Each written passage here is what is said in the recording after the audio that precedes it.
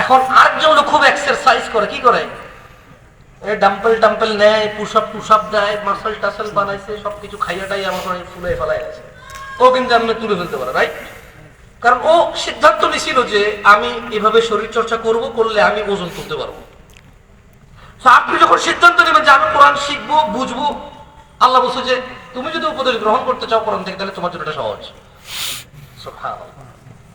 দেখেন আল্লাহ বলছে ওয়াবুররিজাতিল জাহিমু লিল গাওয়িন, জাহান্নামকে খোলা হবে, মেলে তোলা হবে, উন্মোচিত করা হবে। ওয়াকিলা লাহুম, পথভ্রষ্টদের জন্য জাহান্নামকে খোলা হবে। ওয়াকিলা লাহুম আইনা মা কুনতুম তা'বুদুন, কোথায় তারা যাদের তোমরা ইবাদত করতে। একটা মজার কথা জিনিস খেয়াল করে নিয়ে, একটা মজার লজিক।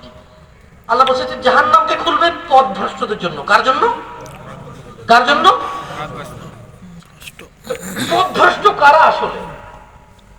এরপর আল্লাহ বলতেছে যে ওয়াকিলা লাহুম, আল্লাহ তাদের জিজ্ঞেস করবে, তাদেরকে বলবে আইনা মা কুনতুম তা'বুদুন, তারা কোথায় যাদের তোমরা ইবাদত করতে, মুশকিল উদ্ধারকারী মনে করতে, মিন দুনিল্লাহ, আল্লাহের পরিবর্তে। হাল ইয়ানসুরুনাকুম, তারা কি তোমাদের কোনো উপকার করতে পারে? আও ইয়ানতাসিরুন, নাকি তারা নিজেদের কোনো উপকার করতে পারে? আপনি বলেন তো। আল্লাহ বলতেছে যে আচ্ছা, তুমি যে আল্লাহর পরিবর্তে যাকে মুশকিল উদ্ধারকারী, বাচ্চা দানকারী, সিফারিশকারী, ওই একমাত্র আল্লাহর এজেন্ট, আল্লাহর ডিলার, এরকম তুমি মনে করতা, ও ছাড়া হবে না, ওর মতো, ও না হলে ওর মতো কাউকে লাগবে। আল্লাহ মানে মিন দুনিল্লাহ, তোমরা আল্লাহ ব্যতীত যাদের কাছে যেতে উপকারের জন্য। হাল ইয়ানসুরুনাকুম, তারা কি তোমাকে সাহায্য করতে পারবে? আও ইয়ানতাসিরুন, আচ্ছা তোমাকে পারলো না, বুঝলাম, তোমাকে পারলো না। আও ইয়ানতাসিরুন, তারা নিজেদের কোনো সাহায্য করতে পারবে, আত্মরক্ষা করতে পারবে তারা? আপনার কি মনে হয় পারবে কেউ? না। পারবে? আল্লাহ বলছে যে ফাকুবকিবু ফিহা হুমুল গাউন, অথবা তুমি যে আল্লাহ ব্যতীত অন্যের কাছে যাইতা, ও আর তুমি দুইজনকে অধোমুখী করে জাহান্নামে নিক্ষেপ করো। নাউযুবিল্লাহ, নাউযুবিল্লাহ। ও জুনুদু ইবলিস আজমাউন, এবং ইবলিসের সব বাহিনীকে আল্লাহ জাহান্নামে নিক্ষেপ করবে। ক্বালু ওয়া হুম ফিহা ইয়াখতাসিমুন, তারা ওই জাহান্নামের ভিতরে নিজেরা বিতর্কে লিপ্ত হবে। তাল্লাহ, আল্লাহর কসম করে তারা বলবে ইন কুন্না লাফি দালালিন মুবিন, জাহান্নামে তর্কে লিপ্ত হয়ে তারা আল্লাহর কসম করে বলবে, আল্লাহর কসম।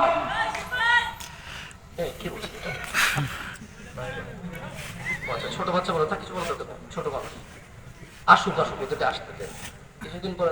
এখন এখানে একটা মহিলা না আসান, এই জায়গায় 10 প্যান্ডেল হবে না ভাই, 10 প্যান্ডেল হবে না। আচ্ছা এখনই একটা কেন নাচান না, এখন জান, আপনি খালি দেখবেন কি পরিবেন মানুষ সিগারেট বাম হাতে বা ডান হাতে সিগারেট নিয়ে বাম হাতে চায়ের কাপ নিয়ে দাঁড়ায়, তাহলে অবাক হয়েছে।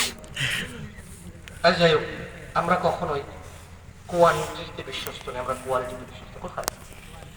মানে আমরা জনসংখ্যা অধিকারতে, আধিক্যতে আমরা বিলিভ করি না, আমরা বিলিভ করি তাকওয়া, ঈমান, ইখলাস, তাওহীদের ভিত্তিতে। কারা আসছে ওরা? They are our brother, তারা হচ্ছে আমাদের ভাই। আমরা এখানে নাচতে গাইতে আসিনি যে দর্শক লাগবে, অনেক মানুষ হতে হবে। আমরা এখানে কোরআন ও সুন্নাহ প্রচারে আসছি, যারা তাদের সফলতা কামনা করবে কোরআন সুন্নাহর মাধ্যমে তারাই আসবে, আমরা তাদেরকেই কামনা করি। বাকিদের জন্য আমরা দোয়া করি, আল্লাহ আমাদের সবাইকে দান করুন, আমিন। যাই হোক, তো আমি শুনেছি এখানকার মানুষ নিজের সম্পর্কে, নিজের সম্পদ সম্পর্কে, বাচ্চা কাচ্চা সম্পর্কে অনেক ভালো বোঝে, জানে, তারপরেও তারা কোথায় যায়? মাজারে যায়। শোনেন, আপনি যে আল্লাহর সান্নিধ্য পাওয়ার জন্য মানুষের কাছে গেছেন, আপনাকে একটা কথা বলি, কিছু কথা জিজ্ঞেস করি, কেমন?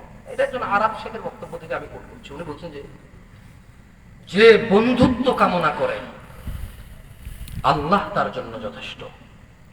যে বন্ধুত্ব কামনা করে আল্লাহ তার জন্য যথেষ্ট। যে হুজ্জত প্রমাণ চায়, কোরআনুল কারীম তার জন্য যথেষ্ট। যে প্রাচুর্য চায়, সম্পদ প্রাচুর্য চায়, গনিমত চায়, হৃদয়ের সন্তুষ্টি তার জন্য যথেষ্ট। আর যে উপদেশ চায়, পরামর্শ চায়, মৃত্যুর স্মরণ তার জন্য যথেষ্ট। আর যার এগুলোর কোনো কাজে আসবে না,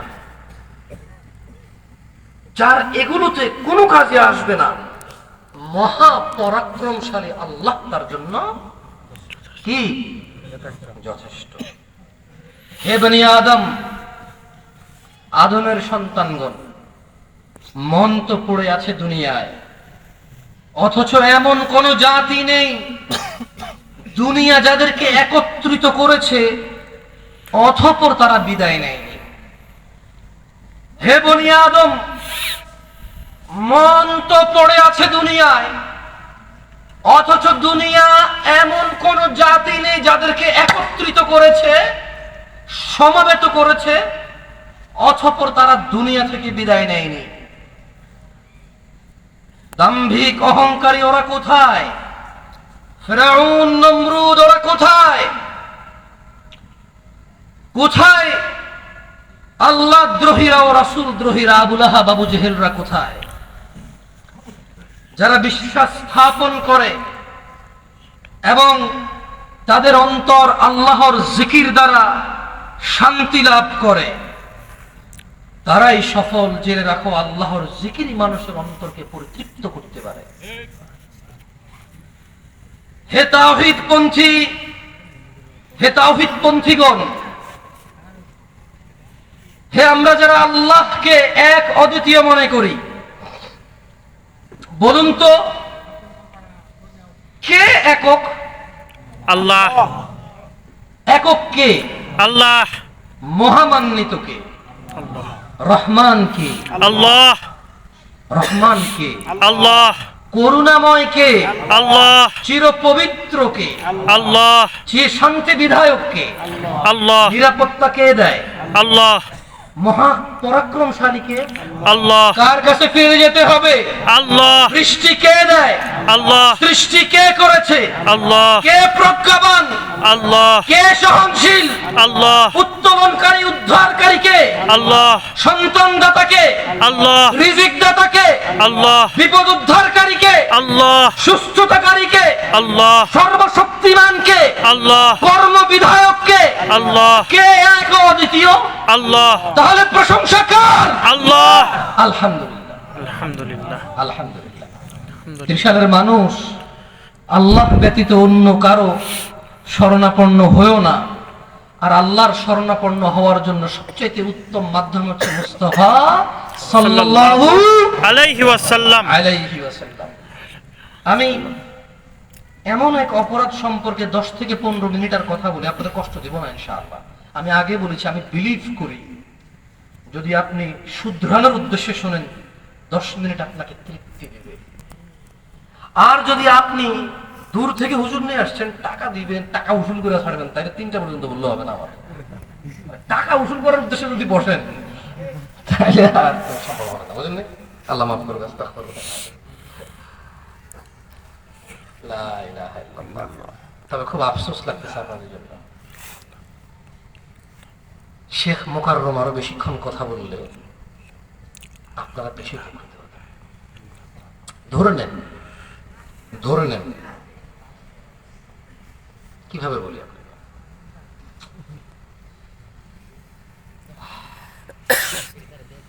কেমনে বুঝি আপনাকে? রূপ আর আকর্ষণ থাকবে না, মানে এটা বহাল থাকবে না। যে কোনো অ্যাক্সিডেন্টে, যে কোনো দুর্ঘটনায় রূপ পরিবর্তন হবে। এই গলার যে কোনো অসুস্থতার কারণে কথা বলার আন্দাজ পরিবর্তন হয়ে যাবে। যদি কারো কথা শুনতে আপনার ভালো লাগে, কারো কথা বলার আন্দাজ আপনার ভালো লাগে, কাউকে দেখতে আপনার সুন্দর লাগে, মানায়, মানানসই, সুন্দর, মাসুম তো না, মানে আপনাদের ভাষা বললে কিভাবে বলে, মানে একটু সহজ সরল দেখায়, সুন্দর, দেখলে নিষ্পাপনা, দেখলে ভালো লাগে, চোখ জোড়ায়, কথা বলার আন্দাজ ভালো, এগুলো যে কোনো দুর্ঘটনায় শেষ হয়ে যেতে পারে জানেন।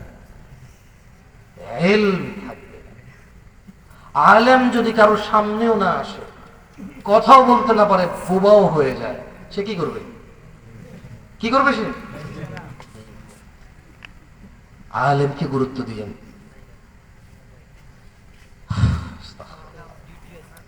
দুঃখজনক, বল্লায় দুঃখজনক। যাই হোক, 10 থেকে 15 মিনিট আপনাদেরকে ত্রিশাল, আমার মনে হয় আমি এই প্রথম আসছি।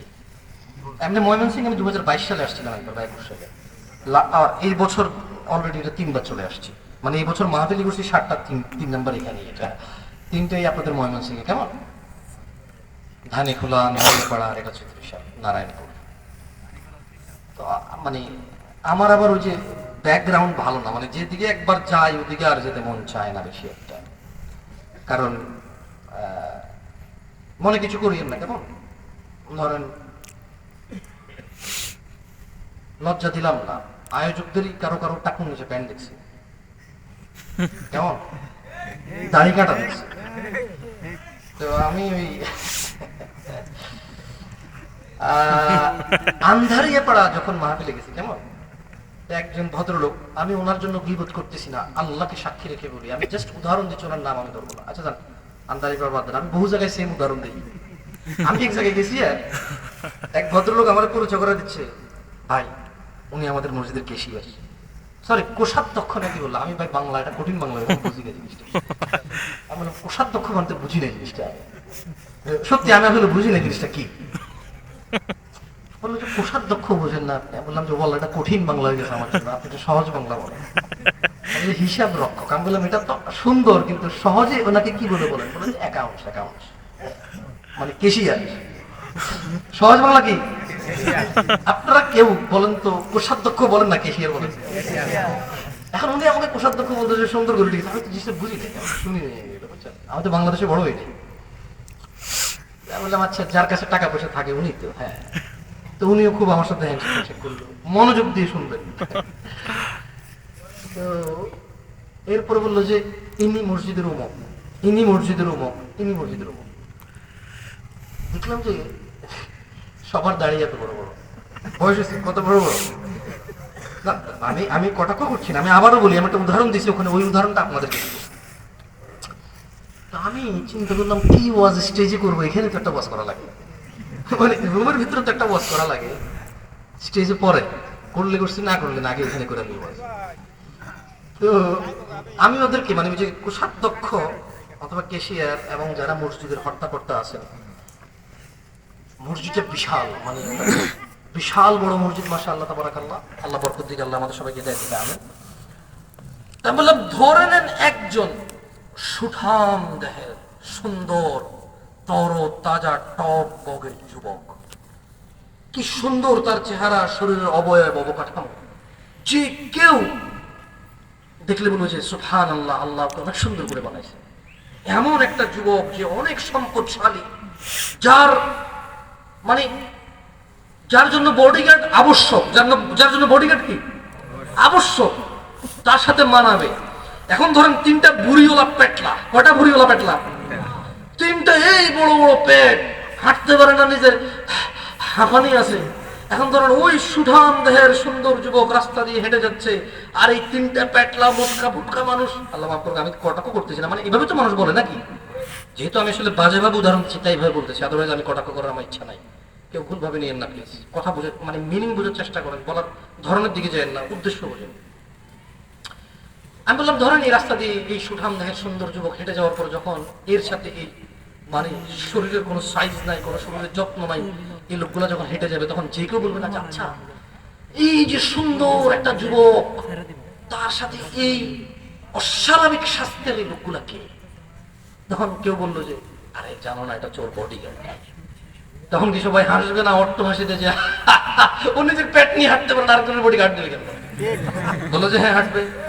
আমি বললাম মসজিদের সভাপতি যদি দাড়ি কাটা হয়, তাই মানান না? মসজিদের সভাপতি টাকার নিচে প্যান্ট, মসজিদের কেশিয়ার কোষাধ্যক্ষ টাকার নিচে প্যান্ট, দাড়ি কাটা, ওই সুন্দর সুঠাম দেহের যুবকের সাথে পেটলা বডিগার্ডের মতো অবস্থা হয়ে গেছে।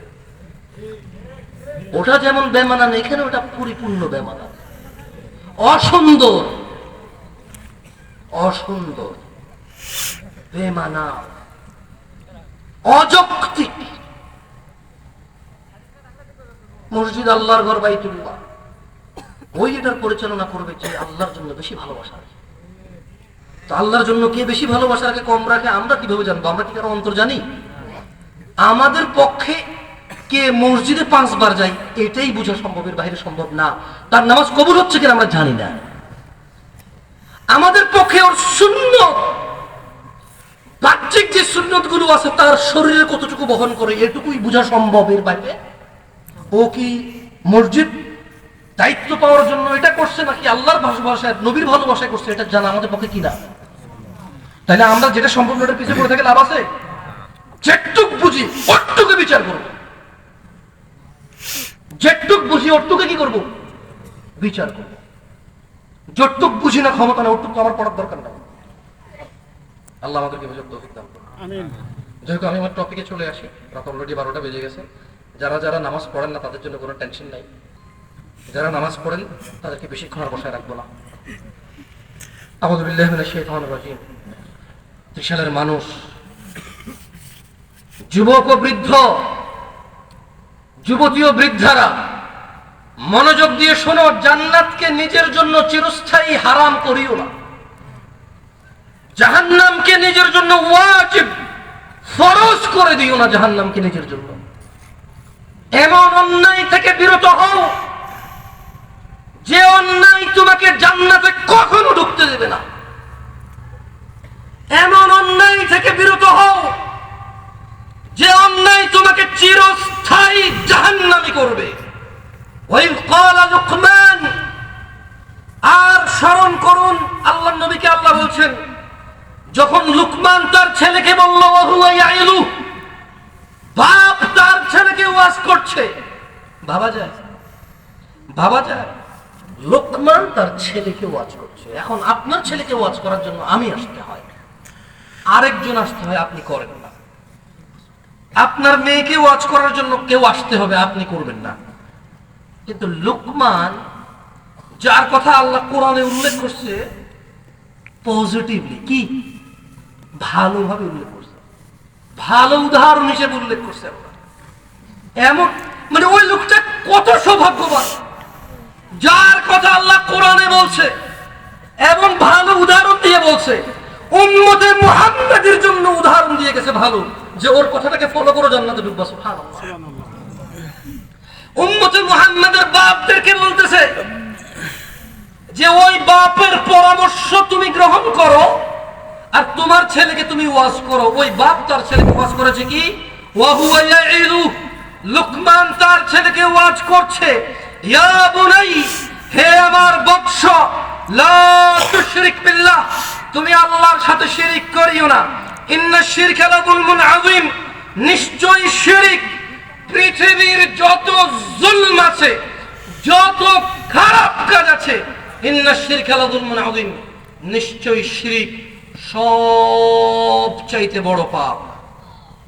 عن ابي بكر رضي الله عنه قال, আবু বকর রাদিয়াল্লাহু আনহু থেকে বর্ণিত তিনি বলেন, قال النبي صلى الله عليه وسلم, আল্লাহর নবী সাল্লাল্লাহু আলাইহি ওয়াসাল্লাম থেকে বর্ণিত তিনি বলেন, আলা উনাব্বিউকুম বিআকবারিল কাবায়ের, দেখো তো কোন ছেলেগুলো কাজ করে, আলা উনাব্বিউকুম বিআকবারিল কাবায়ের, আমি কি তোমাদের পৃথিবীর সবচেয়ে বড় কবিরা গুনাহগুলো সম্পর্কে অবহিত করব না? সালাতান, 3 বার বললেন আল্লাহর রাসূল যে আমি কি তোমাদের কবিরা গুনাহগুলো সম্পর্কে অবহিত করব না? কয়বার বললেন? কয়বার? قالوا بلى يا رسول الله, সাহাবারা সবাই বললেন ইয়া রাসূলুল্লাহ, হ্যাঁ আপনি আমাদের জানিয়ে দিন। আল্লাহর নবী বললেন, আল ইশরাকু বিল্লাহ, আল্লাহর সাথে শিরিক করা, ওয়া উকুকুল ওয়ালিদাইন, বাপ মায়ের অবাধ্য হওয়া, ওয়া জালাসা ওয়া কানা মুত্তাকিয়ান ফাকাল আলা ওয়া কাউলুজ জুর, আল্লাহর রাসূল হেলান দিয়ে বসা ছিলেন এইবার হেলান থেকে উঠে বললেন, মিথ্যা সাক্ষ্য দেওয়া, মিথ্যা সাক্ষ্য দেওয়া। قال فما زال يكررها حتى قلنا ليته سكت। আল্লাহর রাসূল হেলান দেওয়া ছিল, হেলান দেওয়া থেকে সোজা হয়ে উঠে বলল, পৃথিবীর বড় গুনাহগুলোর মধ্যে বড় গুনাহ হচ্ছে মিথ্যা সাক্ষ্য দেওয়া, মিথ্যা সাক্ষ্য দেওয়া, মিথ্যা সাক্ষ্য দেওয়া, মিথ্যা সাক্ষ্য দেওয়া। এই কথাটি তিনি বারবার বারবার বলতে থাকলেন। এমনকি আমরা সাহাবারা বলতে লাগলাম, আর যদি তিনি না বলতেন, আল্লাহর নবী যদি এবার আর না বলতেন, আল্লাহর নবী বললেন পৃথিবীর বড় গুনাহ হচ্ছে আল্লাহর সাথে শিরিক করা, বাপ মায়ের অবাধ্য হওয়া, মিথ্যা সাক্ষ্য দেওয়া, মিথ্যা সাক্ষ্য দেওয়া, মিথ্যা সাক্ষ্য দেওয়া, মিথ্যা সাক্ষ্য দেওয়া, মিথ্যা সাক্ষ্য দেওয়া। বলতেই থাকলেন, বলতেই থাকলেন, বলতেই থাকলেন মিথ্যা সাক্ষীর ব্যাপারে। এমনকি সাহাবারা অনুভব করলো যে বলল, হাই যদি উনি এবার আর না বলতেন, যদি উনি এবার একটু কি করতেন, না বলতেন, আর যদি উনি এখানেই বিরত হতেন বলা, এটা ওরা বলতে থাকলো। দিনী ভাইরা, মিথ্যা সাক্ষ্য এত বড় অপরাধ। জেনে রাখবেন যে অপরাধ আপনার সমস্ত আমলকে বরবাদ করে দেয়, এটাই হচ্ছে শিরক। আল্লাহ সুবহানাহু ওয়া তাআলা বলেন, ওয়ালাকাদ উহিয়া ইলাইক, ও মুহাম্মদ সাল্লাল্লাহু আলাইহি ওয়াসাল্লাম, আমি আপনার প্রতি এবং আপনার পূর্বে যারা ছিল, ওয়া ইলাল্লাযিনা মিন ক্বাবলিক, আপনার প্রতি এবং আপনার পূর্বে যারা ছিল তাদের সবার প্রতি আমি কি ওহী করেছি, কি করেছি? লাইন আশরাকতা লায়াহবাতান্না আমালুক, যদি আপনি মুহাম্মদের শিরিক করেন আপনার আমল নষ্ট হয়ে যাবে। ওয়ালা তাকুনান্না মিনাল খাসিরিন, শিরিক করলে আপনি মুহাম্মদ ক্ষতিগ্রস্তের অন্তর্ভুক্ত হবেন। সাল্লাল্লাহু আলাইহি ওয়াসাল্লাম।